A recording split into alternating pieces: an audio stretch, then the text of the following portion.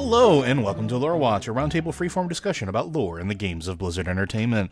I'm your host, Joe Perez, one of several lore-focused folks from Blizzard Watch, and I've got my stupendous co-host with me today, Matt Rossi. How you doing today, Matt? Wolfens. Okay, that's a thing. I'm going to cut that out and use that for something later. That's ridiculous. So we're going to do a little bit about, well, I guess kind of different, but also the same of what we've been doing, as this is the first Lore Watch of our brand new year, 2021. Happy New Year! Happy New Year! First of all, thank you for... Before you get going, dude, Yeah. If you missed it, we did a special 300th episode of the Blizzard Watch podcast where Matt McCurley came back and visited with us, and we kind of talked about everything. So, maybe go watch that if you haven't already seen it. It was fun. Highly recommended. It was a good time, and I was actually going to say that it was really good. It was the best way for us to celebrate the ending of 2020 and give a little surprise to some of you that have been with us for a very, very long time with bringing Mr. McCurley back for a one-time engagement. But we're going to do a little bit, like I said, different but the same. We're going to answer some questions, but we're going to be a little more focused today. Today we're going to be talking mainly about the Jailer, and this is going to be... loose-ish. Basically, a recent quest had just come out that showed more information about the Jailer and kind of what he's doing, and it has led to some very interesting speculation, which we're going to definitely get into. And we've chosen questions that sort of align with that. Mostly, there's some here and there that are a little bit outside of that, but sort of loop back in. But the first one we're going to go with is we're going to talk about something from Tetsemi. And this one is, well, there's a heck of a lore drop and a cutscene when you recover 15 of the Runecarver's memories. Question and spoiler to follow. And yes, there will be some spoilers here. So if you're listening, you don't want anything ruined for you, I'm sorry. I'm leaving. I'm not having spoilers. No, I'm done. You have the show by yourself. Well, I guess I'll just talk to myself for an hour. Won't be any different than normal. So speculation. We're seeing a flashback memory from the Runecarver of the Jailer coming to him and asking/demanding his grandest design, which, given the graphics of the models, is the Helm of Domination and Frostmourne. Also, he says they were the secret the first one sought to hide. Now we have confirmation the Runecarver knew how to create them. What other weapons/armor do you think he crafted over the years? And there are a couple things here that were sent along. There's a video of this exchange as well as an image which has sort of the specifics of the exchange between them, which I'll just read out real quick. The Jailer says, "Look at you, pathetic puppet, dancing on strings." Runecarver, "I will not break, I will not break, I will not." Jailer, "Fool, your mind is already broken, but even a broken thing can be made to serve. Countless secrets extracted, insidious designs forged into weapons for my arm, but I require more." Runecarver screams in pain. Jailer says, "Your grandest design, to claim the final prize, the secret that the first one sought to hide, yes, your finest Morn Blade, and a crown fit for the king of the damned, the vessels of domination." So there's a lot to unpack there, but Matt, I think you had some very specific takes on that one. First off, Tet, I hate to once again be that guy, but you misread the statement. He doesn't say that the crown and sword are the secrets the first one sought to hide. He said that they're the tools to help gain the secrets that the first one sought to hide. Mm-hmm. If you can go back and you listen to what Joe just said, you can tell he isn't saying that those weapons are from the first ones. He's saying that they will be used to help gain secrets from the first ones. How that's going to work, I don't know the answer to that question. Not even the spoilery stuff we've got coming down the pipe from the most recent stuff that we found out about yesterday is going to tell us exactly what the secret the first one sought to hide is. But it's clear that he wants something. That much we have apparent. In terms of what other weapons might have been made by the Runecarver, we have no idea. I gotta say though, I'm gonna say this. Joe and I have both speculated in the past that the Runecarver is the Primus. Yes. At this point, it's practically just waving a flag at us, screaming, "It's the Primus!" Between the fact that we found out when you do the Maldraxxus quests, whether or not you even join the Covenant, it doesn't matter. When you do the intro quest, when you just go through the zone, you find out that the Primus was the greatest of their weapon forgers. He was the greatest blacksmith. He was the greatest runesmith that they had. Probably the greatest in existence. And now suddenly there's this giant guy, chained up inside Torghast, making stuff for the Jailer. Yeah, that's definitely the Primus. I feel like that's practically inescapable at this point. And we knew. I mean, I'm also going to say that I find that calling it a Mournblade, that's a nice tip to Elric of Melnibone there, guys. Yeah. Mm-hmm. If any time, I guess you couldn't call them Stormbringers. That would just be like, what? Why are they called Stormbringers? But yeah, Stormbringer and Mournblade being the two rune weapons of the Elric series. So that's pretty nice. That's a nice touch. Also a reference to Castlevania, as there was one in there as well. That's also a reference to Elric. Mm-hmm. It's just another reference to Elric, maybe secondhand, but it's straight up a reference to Elric. So that's fun, and the fact that it makes Arthas going all white and albino-y looking, more texty, so to speak. It takes the subtext and makes it text. So, but what's really interesting is what we're finding out about Arthas through a lot of this. Not just Arthas, but the ones before him. Do you want to move on to that, or do you think we should keep talking about the... Well, I think this ties in a little bit with the video that was just data mined, and I think we should bring this up a little bit. So, or data mined, or revealed, or given in error, however players got it. There is another video which is an exchange between Sylvanas and the jailer having one of his minions make or craft or modify something, and then present it to Anduin. And the interesting thing here is that, one, he's modifying Anduin's blade itself. Two, he's pulling something out of either another dimension or somewhere else, and it's hard, there's really no indication of what it is, to be placed into the blade that then changes it completely. And it ties in with what we're talking about here, because there's this idea that it is a Mourn blade. And it's not just that Frostmourne was the only Mourn blade. It looks like there's been several of them potentially. As we're going through Shadowlands, we get a little bit more of that. It just seems that Frostmourne happened to be a Mournblade, and it looks like at the end of this video he's crafted or converted Anduin's weapon into a Mournblade itself. It has that same cold, soulless energy, that siphoning stone at its center now.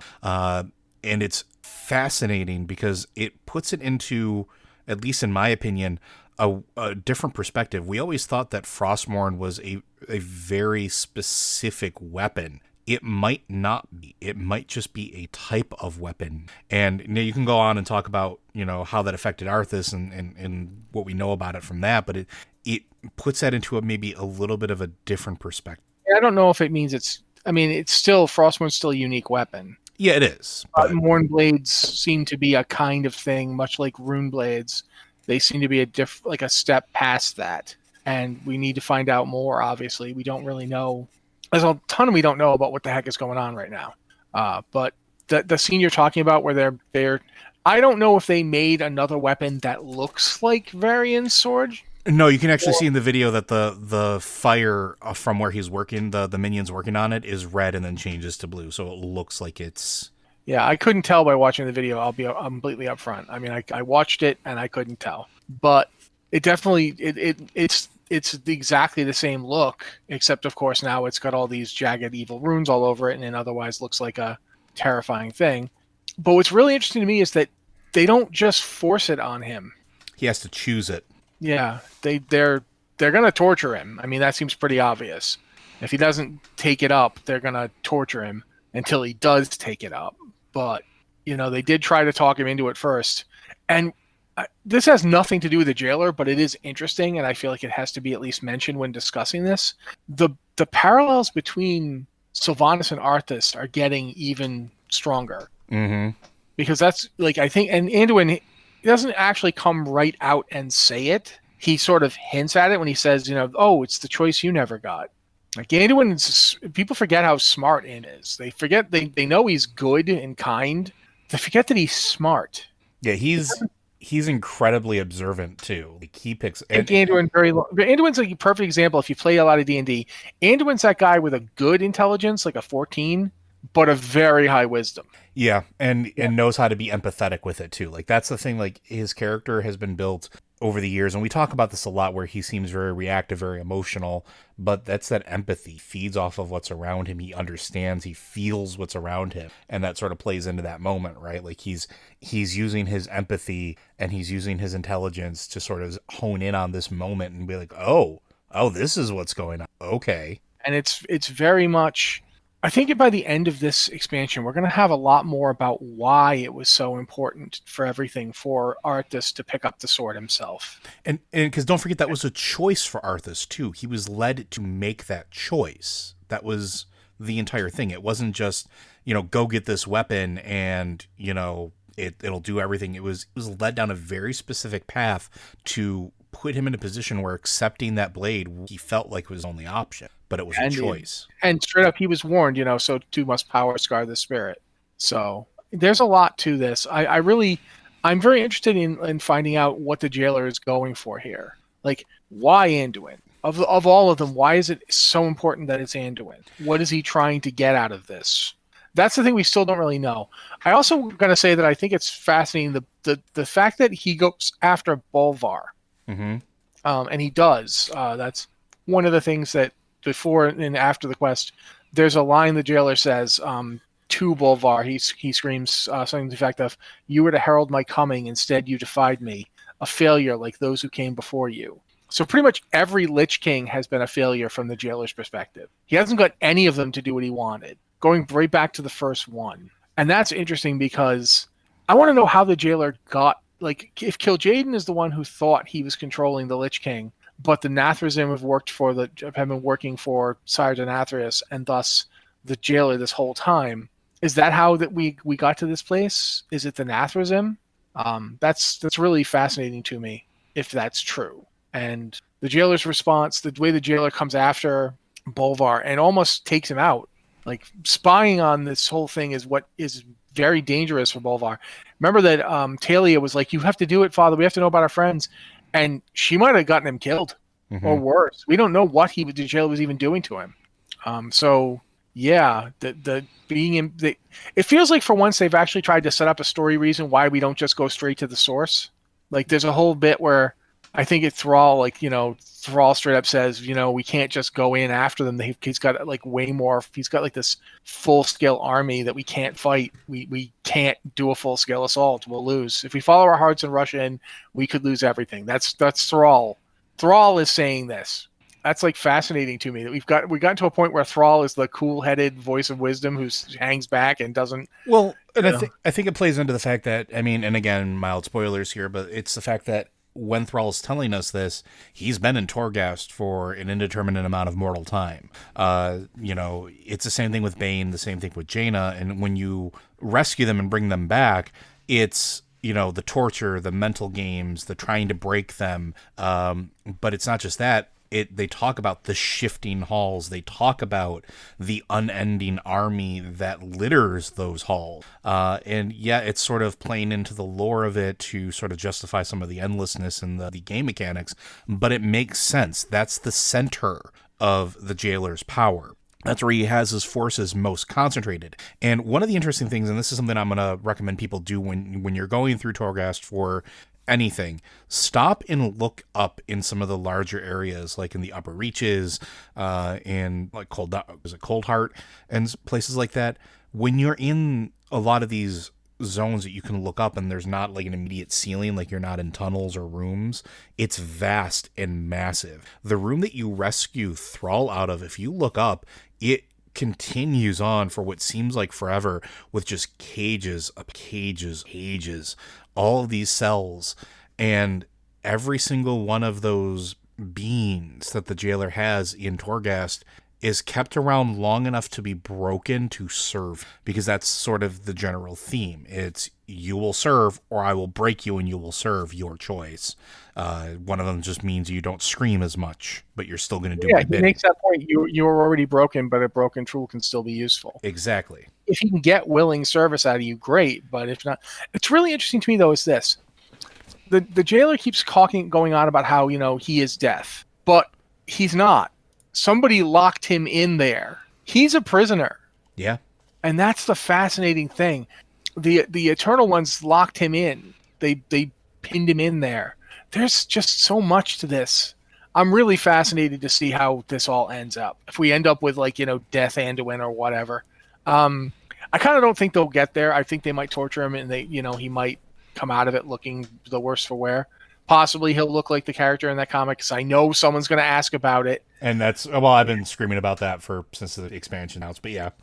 Possibly that's what it'll end up. But at any rate, he's, I don't think they're going to just have him go bad and turn. But I do think we're going to get to see a lot of the, what is the underpinning here? Someone else made a good point. I think in another one of these questions, can we just jump to like the points that they made that were good, or do we actually have to like, read? No, because I think we can just go through them, and I'll say in advance, I want to give a thank you to Titan Fuzz, Zolgath, and Tetsemi, and Zorthios for sending us the information and that we're going to be covering today. If we don't cover your specific question, please know that you are the catalyst for this discussion. Yeah, I want to talk about the memories that you're finding for the rune carver. Oh yeah, I'll go for it.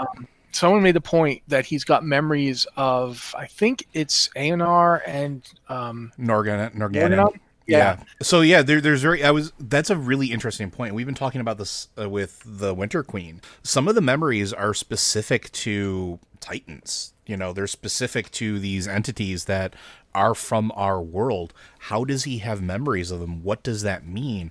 And we know from the Winter Queen and dealing with her and her, talking about my sister's pet, that she very clearly has some form of recognition or knowledge of our world, which I think is fascinating because we knew nothing about anything to do with the Shadowlands until we got there, really. Lich King Bolvar didn't tell us anything.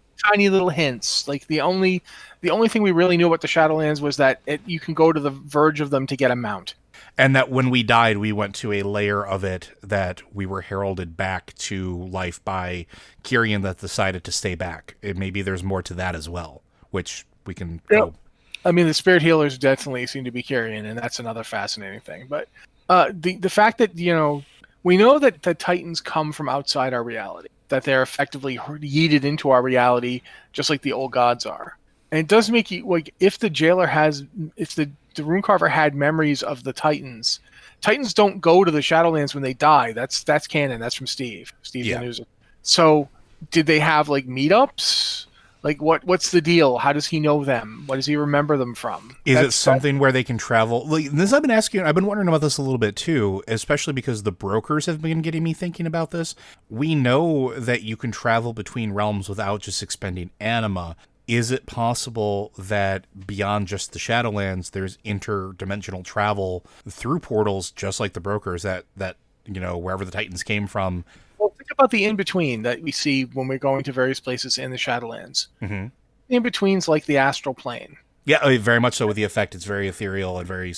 Yeah. Well, what if it's like the astral plane? It contacts not just the Shadowlands, but everything. It contacts other worlds, other planes as well. Well, I mean, not to get too D&D here, because this is a different cosmology, but... It's a good analog. There's the ethereal plane and the astral plane. The ethereal plane is wrapped around the elemental planes and the prime material plane. The astral plane is what leads to all those higher planes to the prime material.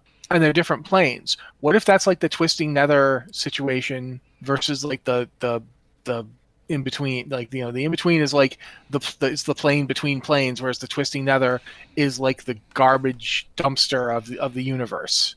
And this whole time we've been thinking that the twisting nether was the way to travel through dimensions. And it is, but it is because it's like the multiverse's garbage disposal. You're not supposed to go there. It's just, it touches everything, but it's horrible. Don't go there. Use the in-between instead. Why aren't you using the in-between? It almost seems like I made the point where it seemed like our material plane is like this weird touch point of all of these other places, and it almost feels like the twisting nether is sort of like almost like a mirror image or kinned image to the in-between, but wrong and warped because of all these things that are pressing up against it. So it's like that whole thing, the twisting nether, the more chaotic the nether is, the less time seems to make sense. And if you go to the Shadowlands, especially the in-between, mm-hmm. the opposite way around, where there's no time in the first place. And so that to me is interesting. There's just finding out that somebody designed this all. Like the first ones apparently created everything. It's like, what are they? What are they about? What's going on? And that to me, like with the Runecarver having memories of the Titans, there's just a lot. The whole point about the jailer watching us use, another thing that's in the same email is about the jailer, watching us use the Waystone in the Shadowlands interquests, so he knows it's operational.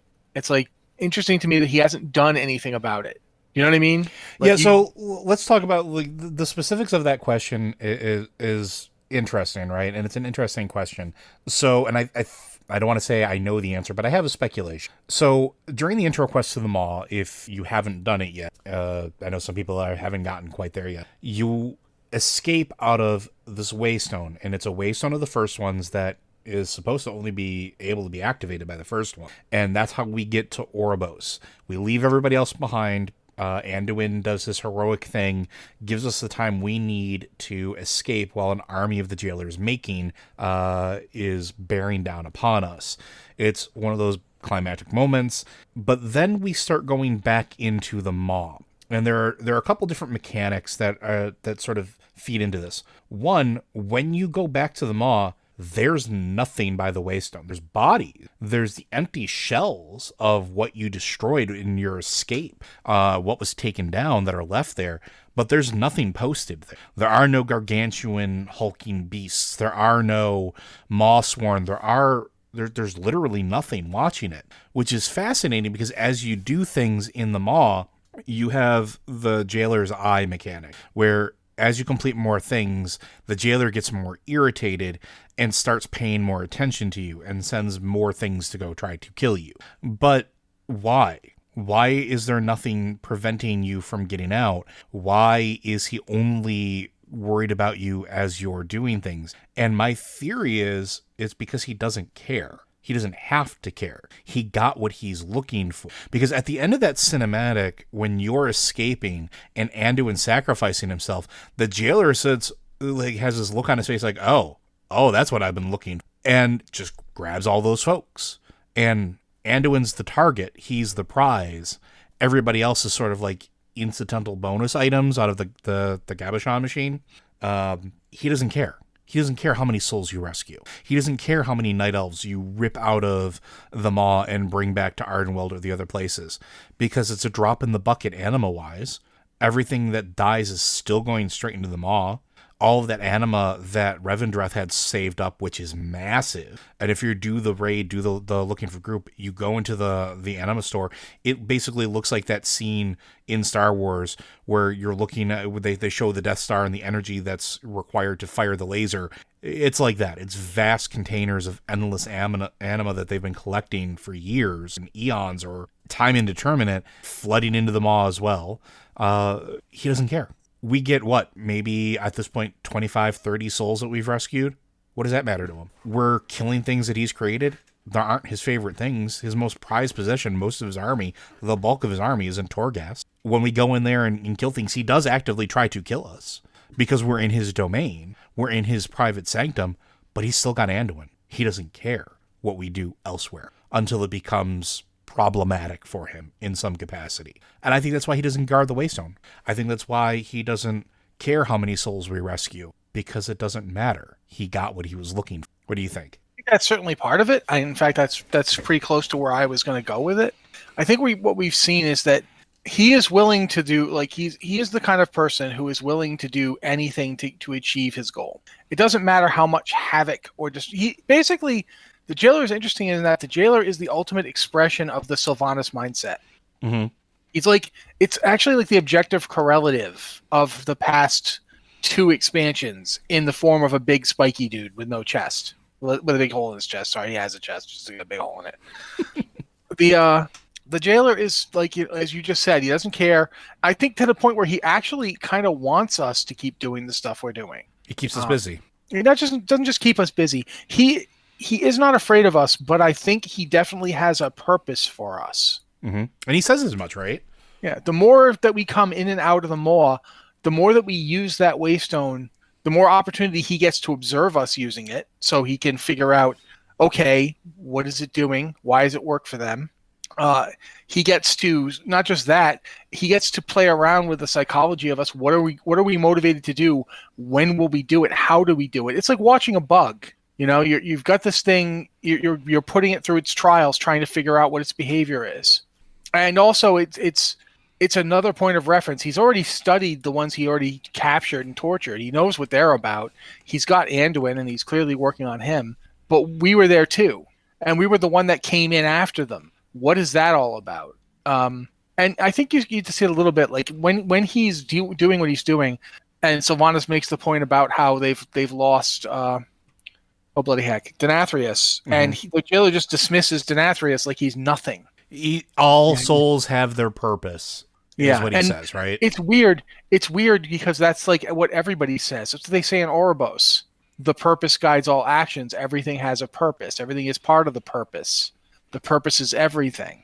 And he seems to believe it too. Except for him, the purpose is getting out. Well, maybe not just getting out, but I mean, I think it's getting out to complete whatever he feels is his purpose. I think it's grander than that. Because well, yeah, exactly. Because then we go back to the whole thing about how he's going to claim Azeroth. Why? Like, what's so special about it? Is he from Azeroth? Are they all from Azeroth? Or not just Azeroth? Are they from our world? Is that where all these beings come from originally? They didn't die; they're eternal ones. But did they originally come from somewhere else? So I this is something I've been wondering for a while, and I'm going to run this by you. And some of this is feeding into it, and I don't know how close it is. But way back when Rathian talked about rebuilding the final Titan, the rebuilding part's what's been sticking in my brain for a very, very long time, because it didn't make sense with everything else, because these Titans were just beings. They were just things that existed, and you didn't really rebuild them. They regenerated, right? They were born. Even if they were hurled into this prime material plane from somewhere else. But what if it's more than that? What if all of this stemmed from that same idea that we talked about with Diablo lore and Diablo cosmology, where everything started as one thing? Because all of the Titans, when you break them down, they're all aspects of something. They all have a specific sphere of influence. None of them are complete by themselves, technically. Only as a whole group do they balance each other out in any way, shape, or form. But when you look at them, they're not quite balanced. They're missing pieces. But when you start looking at the Pantheon of Death, some of those missing pieces start falling into place.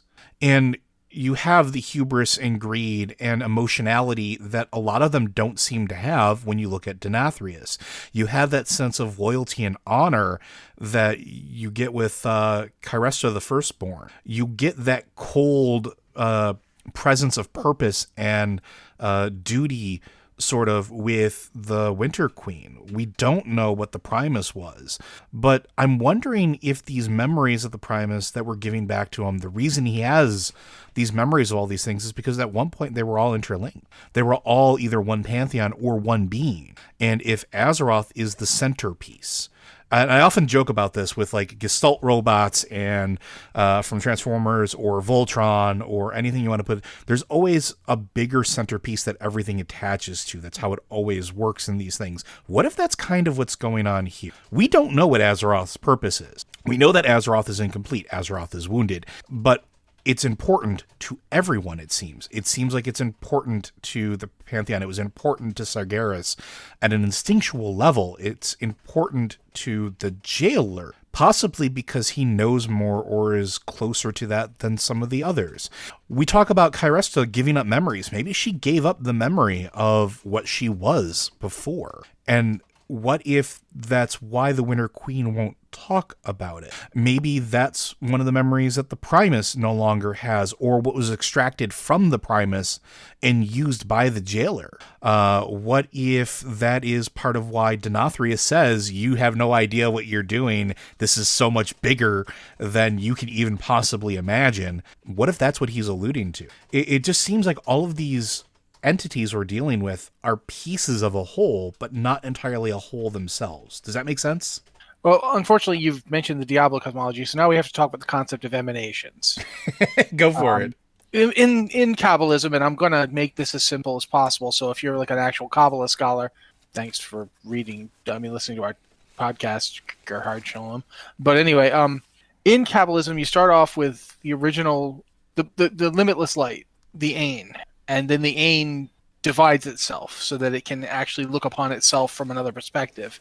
And that's the Ein Sof. And that causes the Ein Sof ore to form at that point. And I know this is just for purposes of the discussion. It's way too simplistic. And this is the fast and dirty version of it. Please take this with a grain of salt.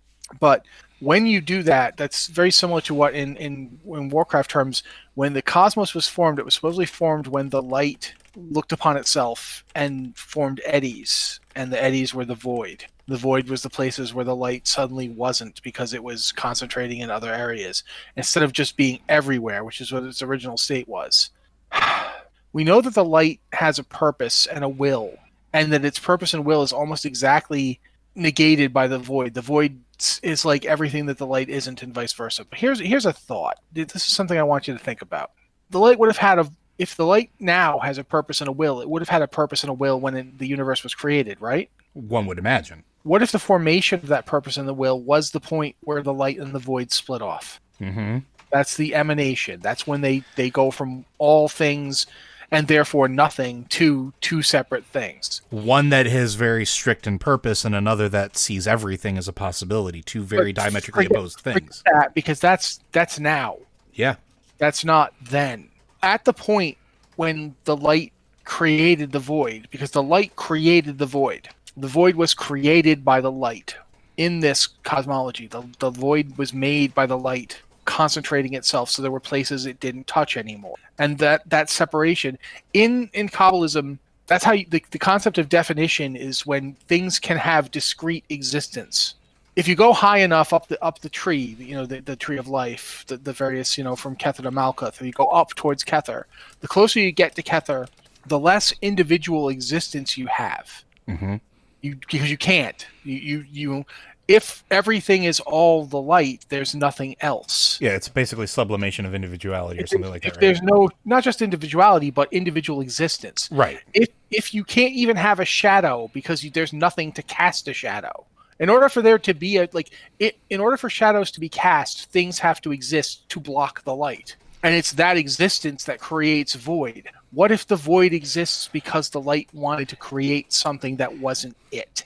Yeah, and the void itself. Now think about what that would be.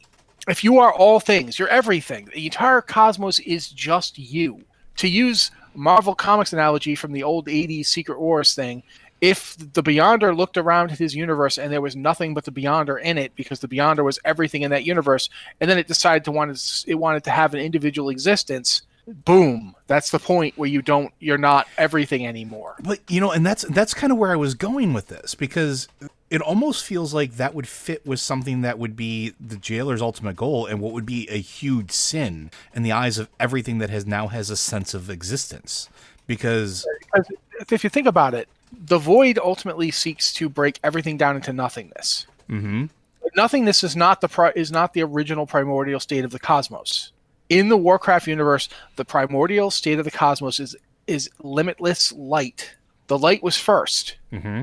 In the Warcraft cosmos, there was no void that then said, let there be light, and it's the other way around. In the Warcraft cosmos, there's infinite light, and the infinite light was like, what if I wasn't everywhere? And it's the contraction principle, Tzimtzum, from Kabbalism again. It's the idea of the light deliberately pulling itself in to allow other things to exist. And in that moment, creating its opposites.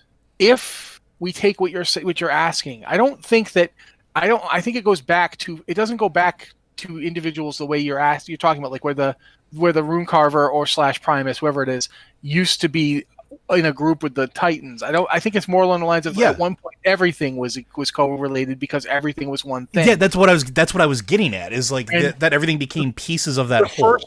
The first ones would have been literally the first ones. And then the first ones stopped existing as they further separated. Yeah, like when the first ones existed, the cosmos wasn't in any form yet. But then they formed it. They were the thoughts by which the universe, the light, decided to create reality. And the light we have now, the holy light or whatever you want to call it, is not the light we had before, because that light contained within it all possibilities. That light was the void too. Do you see where I'm going with that? Like the concept is the void isn't. But you're basically going exactly where I was trying to get with this is this concept of It's an older trope, and it's one that we've seen in a lot of other places. And I'll go with a pop culture reference that I think is almost apt here, and it's the Dogma movie where Bartleby just wants to go home, and he does awful things to just go home. This huge cockamamie scheme, all this tragedy, all this heartache, all this destruction that he reaps, just to go back home.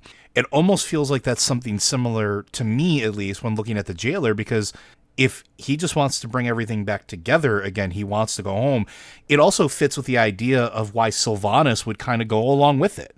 Because when everything's together, there's no more death, because there's no more life. It's all one thing. There is no cycle anymore because you've gone back to the original state. Planets, individual pieces of that, the void, all these horrible things that have existed, all these tragedies that have been visited upon all of reality stop to exist because it all molds back together into one.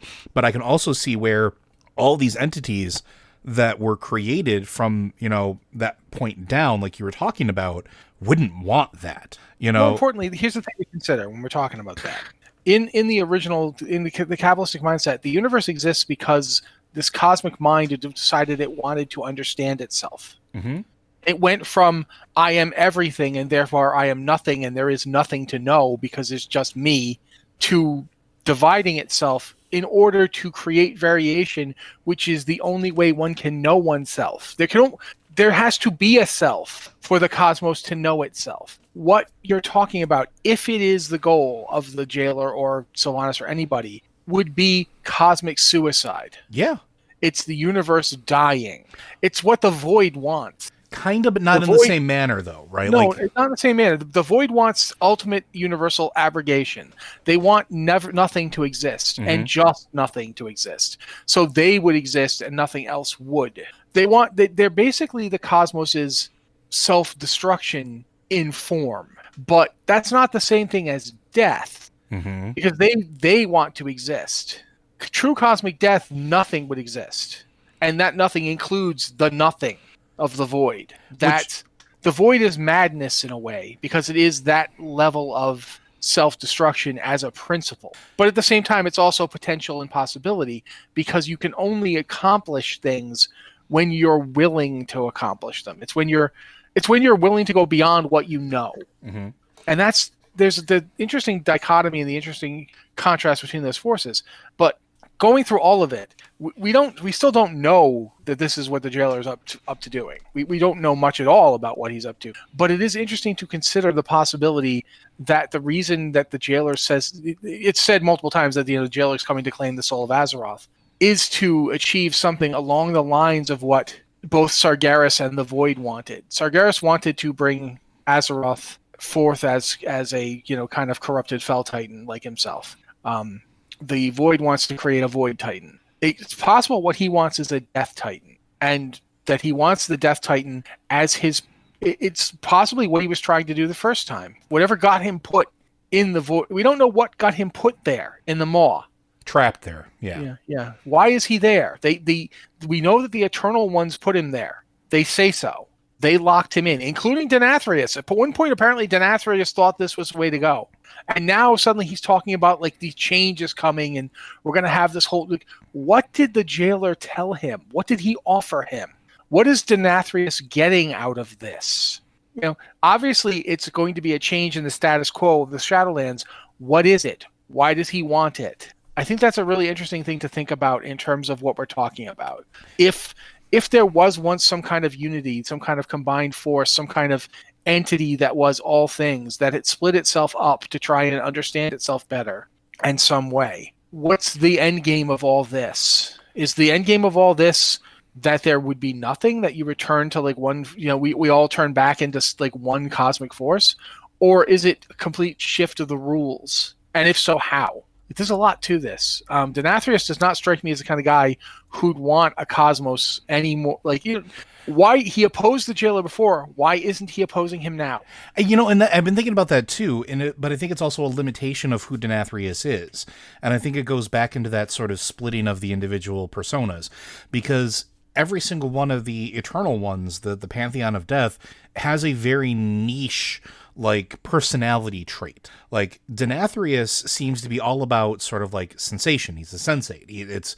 It's this decadence. It's this feeling. It's this, such delights and everything else.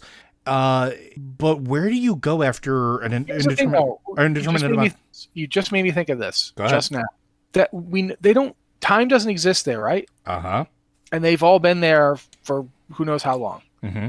What if the process is ongoing? Like, you start off as this cosmic entity that is everything, but then you deliberately contract yourself so that there are things that are not you anymore, so you can know yourself. Mm-hmm. And in the process, you create other things. Denathrius, back when they first did whatever they did, hadn't been in charge of Revendreth all that long. No. Mortal souls keep showing up, and those mortal souls have with them the experience of being mortal.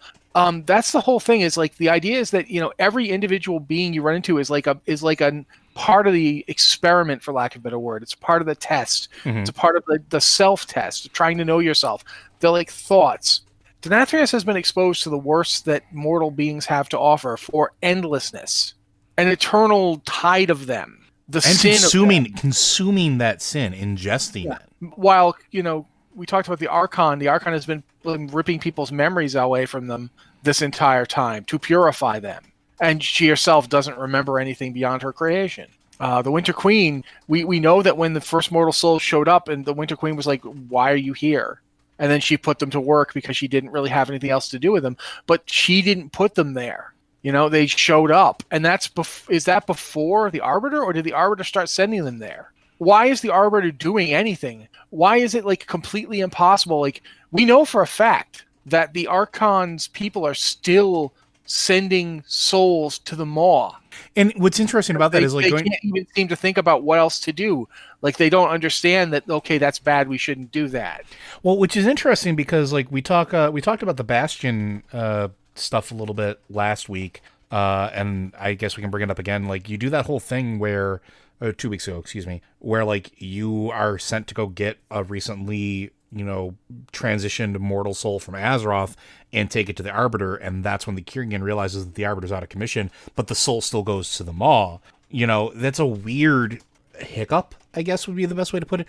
Why is that the default? Why is going to the Ubulette of the spirit realm the default setting? Like, it's fascinating. Why is there a giant soul fountain in Oribos that goes directly to the Maw? Do not pass go, do not toot, and the Arbiter sits in it and normally blocks people away from it. Uh-huh.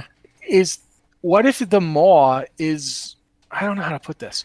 The Maw is a prison now. The Maw is a place where things are confined now. But it doesn't have to, like, what if the reason that they put him there was because he was already there, and whatever he was originally doing did that to it? And what if part of that was, because we don't know when the jailer was locked away there, but this is something I asked a couple weeks ago, and I bring this up a lot. The Shadowlands as a whole is chunks of floating pieces. What if everything was part of one whole land, much like Kalimdor back in the day, when everything was one big, like, Pangea-style continent? What if that's what it was in the Shadowlands originally? What if, because, like, in the Maw, you have all of these different pieces that look like they belong in the other realm. You have bits of ruined architecture that looks like it's from Revendreth. You have bits of ruined architecture that looks like it's from Ardenwell and Bastion. You have soul gates, or whatever they're called, that have replaced the spirit healers. You have a First One's Gate. None of the other regions have a First One's Gate. And I would love to point that out. None of them do. Only the Maw does. And it leads straight to Oribos. And Oribos is very much a construction.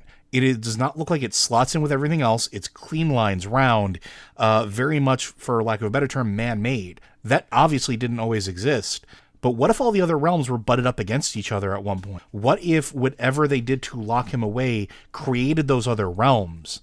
And that's where these entities were born into these realms, is that moment. And that's why they don't remember anything else. They remember their birth. They didn't know what mortal souls were because they weren't clued into the process, and then just kind of figured it out later. They didn't get instruction manual with their new land. This idea is that they do remember locking him away. Yeah, but what if they were necessary to finish the lock? Do you know what I mean? Yeah, but no, they did it. This was something that they did. It's a decision. They're not components. That's my problem with what you're saying. I don't have a problem with the ideas about the realms, but I think the realms existed in some fashion before all this. It just there's a lot to it that we don't know yet. Oh, yeah, and I agree. And that's what's really fascinating to me is like this idea of the maw. The other thing is the maw isn't central. No, it's not. It's all. If It's you kind look of on off the to the shadow, side. it's off to the side. But I've been thinking a lot about the fact that there are so many doors in Ouroboros. Mm-hmm. I think Ouroboros was made first, and I think after Ouroboros was made, like they made all those connections. They obviously made. I think like those realms existed, but what if there wasn't? They weren't realms yet, and they weren't separate yet. The Maw was the next place that got made, or the Whatever Maw it is was the before the Maw. The Maw is the remnant of whatever was made next. Mm-hmm. Like, because the two connect. If Ouroboros was the place the first ones operated from when they were making the Shadowlands, the Maw could be. I'm trying to think of the right way to put this. If Ouroboros is like their control center, the Maw might be the draft place, the CAD, for lack of a better word, because it's we have the Emerald Dream, which used to be considered kind of like the building, like the design stage of Azeroth, and that's clearly linked to Ardenweald, which is itself like. It's a realm in the Shadowlands, but it links to the Emerald Dream, which is supposedly the design base for Azeroth. What if that's because the Emerald Ardenweald is effectively that for the Shadowlands? And then I start thinking about, but then the Maw exists. The Maw. What if the Maw was supposed to be like there's supposed to be this hyper realm you're talking about, kind of like like a place where these things all exist in simultaneous place, where you have elements of Revendreth, you have elements of Ardenweald, you have elements of Bastion, you have elements of Maldraxxus. They all should coexist in one world. None of these realms are in balance. And that's what I was kind of, I guess, hinting at, or at least trying to get to. Because the thing that's been bothering me since we started this is going back to that first one's Waygate, because it doesn't exist anywhere else. It is nowhere else but there. And what if that's the reason the Maw is like the default place? What if that was the original Sorting Hat? Even if these realms weren't so touched or connected? There's things that like I keep keying off of. They keep talking about these realms are our allies. They're our closest allies, and you need to go and do this and that. And it seems like you can go between the realms, and it looks like everything goes between Ouroboros now to get there. But what if that wasn't always the case? What if the natural order of things was, maybe it was the reverse? Maybe the Maw came first and Ouroboros was created later to sort of replicate what was lost.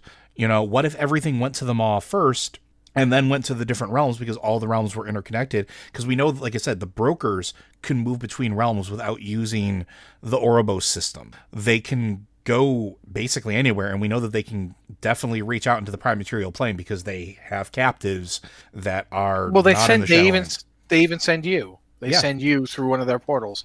Yeah, there certainly is a lot to that to consider on that idea. I just keep coming back to this concept of, I don't know how to put this. What if we're looking at the mirror inverse of what we used to think the Emerald Dream Azeroth relationship was? And the Emerald Dream might be the Emerald Dream all like living things relationship, for all I know. And like the Maw is the place where like it was supposed to exist, and when that got destabilized or destroyed or whatever, they had to create something new. And obviously, the Eternals seem to be aware of the first ones. Yeah. Like the Jailer is aware of the first ones. He not just in a kind of they existed way, but in a I knew them. Like the secret they sought to hide. What secret were they hiding? Who were they that they were hiding secrets from you in the first place? Like, what was your purpose? Why did you exist? Did the Titans exist in Azeroth's reality in the same way? Did you get thrown into the Shadowlands from some other plane of existence? Or did a first one break themselves down by making that decision, and thus was born whatever we have in the Shadowlands with all these different entities? But there doesn't necessarily mean that there weren't other first ones that they interacted with. What if that had something to do with some of the creations of the other realms out there? Because that's the thing, right? Like, Going back to the cosmology chart, we have all of these other realms that we haven't touched. We have an arcane realm. We have, a realm of light. We have all these different pieces that we have not visited. And we don't know how they're set up. We don't know if maybe all of the first ones went in further, I don't want to say decimated themselves, but further divided, like you were talking about earlier, like that ongoing process of continued division. Because I think Revan Death is a really great example of that. You continue to see that because Denathrius, maybe the first beings he created were, the Nathrazim, because they bear the most striking resemblance. But the Nathrazim are somewhere in between Denathrius and the Venthyr. And if you look at the Venthyr, they're created in like a lesser but, piece. Like even the Council of Venthyr, they have specific spheres of influence. And it almost seems like, again, like you're saying, there's that further delineation. And that's an ongoing process. What if that's the secret? What if the secret is everything used to be, and I hate to bring it back to it, but like that they were all born from one entity, that was born from one entity, that was born from one entity, that continued delineation. I could see why they would want to make sure that things didn't know that. I could definitely see how keeping that a secret would benefit the rest of the other realms, because then there's also that incentive. You have an entire, to bring Maldraxxus into this, we've seen what happens when they get bored. When they're tired of fighting amongst themselves, they go raid other realms. Well, if they knew that there were other realms out there beyond the Shadowlands that they could go and touch, would they? Would they be They do know that, though. But do they That's know where that they all come from? They know that they come from another realm of existence. But do they know about the arcane realm? Do they know about the realm of nature? Do they know about all these other places? I mean, it seems fairly likely that they do, since they've actually been argued that they've defended against void invasions before. Is that the promise that they were made that got them on board with the jailer? That they could go and take care of these places, that they could go on conquest? Like, I mean, we don't really know anything about that, the Maldraxxus stuff. It's actually kind of interesting, though. The idea that I feel like we're getting too far into the idea of, everything was made from something that was made from something that was made from something. Possibly. When I think that it's simpler than that. I think that basically what you have is the consequence of an entity wanting to exist. The consequence is that other things now exist. When you split up, when to go back to the Diablo cosmology, when the Diamond Warrior Anu pulled all the evil out of itself and threw it aside so that it could achieve perfection, the evil coalesced into another being, Tathamet, who then battled Anu, and the two destroyed each other. But that's if you're using that concept, where you're trying to purify or become perfect. If you're just trying to learn, then there isn't that necessary conflict in that same way. The Void's conflict seems to be from the fact that the light wants to make everything into one thing. The light essentially wants to return to a state where everything was the light. But the Void doesn't want that. The Void wants to enter into a state where nothing exists. And everything is possible, but nothing actually ever happens. It's the happening that the Void has problems with. Mm-hmm. Once something happens, once it has... And think about the Shadowlands exists free of this. There's no time in the Shadowlands, so things don't enter that state. There's no progression. So of course the Void wants to invade it. I think there's like a certain amount of, why do you make the Shadowlands in the first place? Why is it necessary? What is Anima all about? Why is this something that exists in the first place? And that, I think, is the thing that we'll touch upon, the great secret of the first ones, is why they did this at all. And did they do it elsewhere? Does Azeroth exist because the first ones did something there? Are the first ones confined to the Shadowlands, or are they cross-multiversal? Do they make everything? What are they? And that's something I'm thinking about a lot in terms of, you seem to have been intimating that there was a first one that became the various members of the Pantheon of Death, that it split itself up further and became these figures. And that's one of the reasons why they don't remember or choose to remember beyond a certain point. Maybe. That's possible. I mean, I don't know. But I do think it's interesting to think about if the first ones are related to the Eternal Ones, if they're related to the Titans, are they related to the Void Lords? Because we still don't know anything about those, right? Like we know nothing about the Void Lords. Are they related to the Naru? We know that the Naru can come forth into Revendreth and attack it. We know that they can basically go where they want to go. Yeah. Through how time, are they space, doing and reality. Yeah. Yeah. How are they doing that? Are they going through the in-between? Do they have that ability? Is that how Naru dimension ships work? What are the Naru that they have a light cycle and a void cycle? Is that like, think about what that actually states. Are they like beings? Are they holdovers from like the universe before the split? Are they creations from after? Who made them if they're creations? Mm-hmm. And all of this comes back to around this idea that there's a ton of cosmology we don't actually know or understand yet. There's a lot going on. Even the jailer's taking of Charlemagne and turning it into something. If that's what happened, and again, I know you said you can see it, I can't see it, but I take your word for it because I mean I am legal. If he's doing that, why is he doing that? Why didn't he just make a new one? Why did he just choose to take Anduin's sword and change that? Which, I mean, I think part of that too is because, again, it boils back to what you were talking about before, where it has to be a choice. Well, Yeah, that's but think his about father's weapon, right? He's it's tied not to just it. his father's weapon. It's two weapons Mm-hmm. joined together Mm-hmm. into one. They were two once. They weren't created as one weapon that was then split into two. They were created as two separate blades that were then recombined. They were Yeah. combined into one thing that they were not before. What is it? Shalator and Elamane, right? Yeah, Shalator and Alamein were two different swords that were both given to the two different variants. The two different variants were one being who was split into two and then recombined into one. But the swords were just two separate swords that were combined into one. Yeah, That's a new existence for that sword. They didn't exist as a sword because it was two swords. Yeah, and that's kind of like part of that is why I started going down that road about everything boiling back into one or that sort of thing. Because there's thematically it seems But like maybe this is it's repeating. not boiling back into one. Or maybe it's going from one to the other, the reverse way. No. Listen, what if it is that there was a way things were, and the way things were is what led to the way things are. If you don't want the way things are, and you don't want to go back to the way things were, you need to make a new thing. But all you can make it out of are the parts you have. For the universe is we're talking about being in the Shadowlands this whole time. We've been talking about anima and death. We're not really talking about one of the things we've seen a lot of, the House of Constructs, where they take corpses and make weapons out of them. The weapons he's using, all the soul forged abominations, he's using people as parts. He's using souls as parts. Mm-hmm. He's It's necromancy. It's necromancy on a cosmic scale. Yeah, which is if he wants to create quote unquote a Death Titan, what is he going to use it for?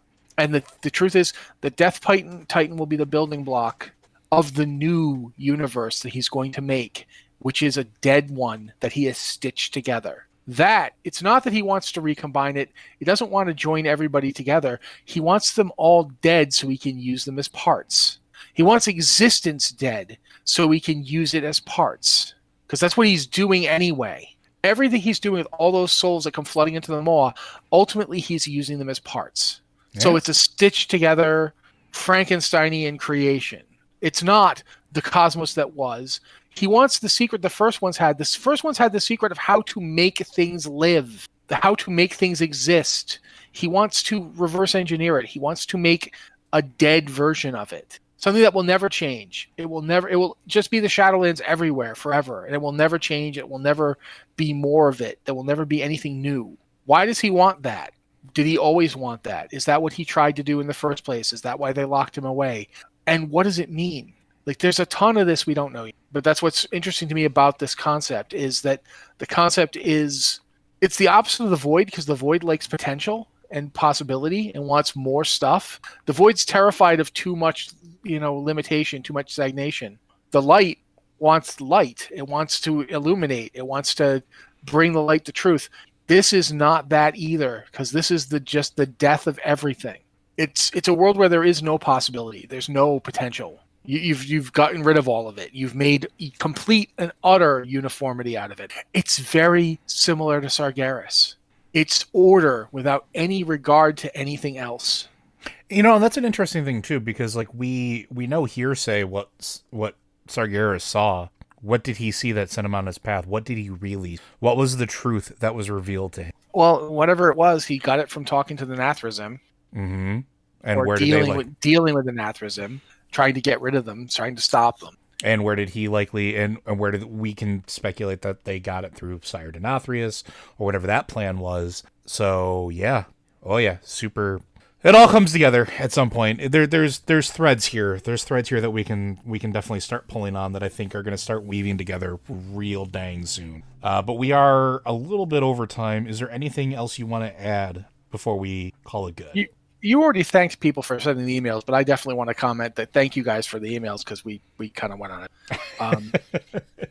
Yeah, seriously, and that's the thing. Like, one of the last week's show, we tried to do a little more speculation and less straight question answering. You're probably going to get a little bit more of that. But if you have concepts or questions for the show, send them in. We might wind up doing something like this with them, but we definitely read them. We definitely pay attention to them. And you can send them into podcast@blizzardwatch.com.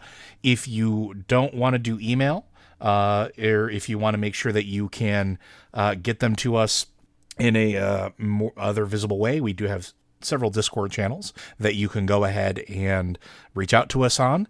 Patreons obviously get preferential treatment as a way of saying thank you for continuing to support us. But Blizzard Watch is made possible due to the generous contributions at patreon.com/BlizzardWatch. Your continued support means this podcast site and community is able to thrive and grow.